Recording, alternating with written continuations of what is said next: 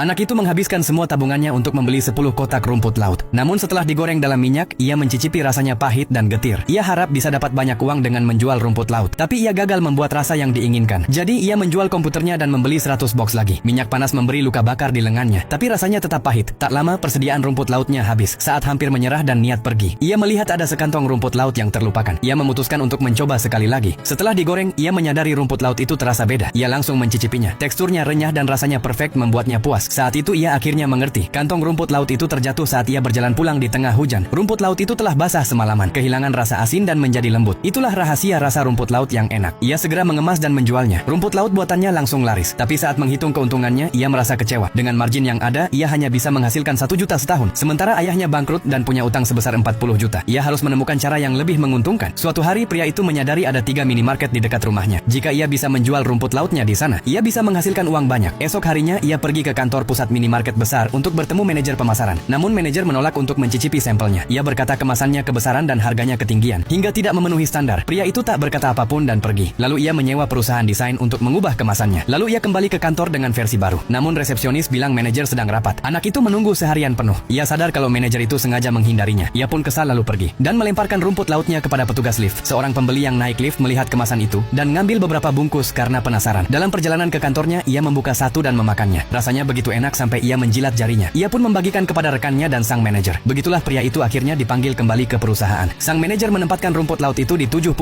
minimarket seluruh negeri. Namun ada satu syarat, pabriknya harus memenuhi standar kebersihan. Pria itu bingung karena tidak memiliki pabrik. Jadi ia menjual mobilnya, menyewa pabrik di pinggiran kota dan segera merenovnya. Ia juga mempekerjakan beberapa orang. Namun saat inspeksi dilakukan, manajer melihat lampu bengkel belum terpasang, saluran air terbuka, dan pekerja tidak memakai sarung tangan. Ia memberi waktu 3 hari pada pria itu untuk memperbaiki semuanya. Pria itu nerima semua saran dan bekerja keras memperbaiki kekurangannya. Akhirnya laporan inspeksi pun datang. Ia berdiri di bawah sinar dengan penuh harapan. Saat membaca hasilnya, tertulis lulus. 2 minggu kemudian, ia bertanda tangan kontrak dengan perusahaan snack besar. 2 tahun kemudian, ia berhasil melunasi utang ayahnya. Bertahun-tahun kemudian, bisnis rumput lautnya terjual 15 miliar. Ia bahkan punya ladang rumput laut sendiri.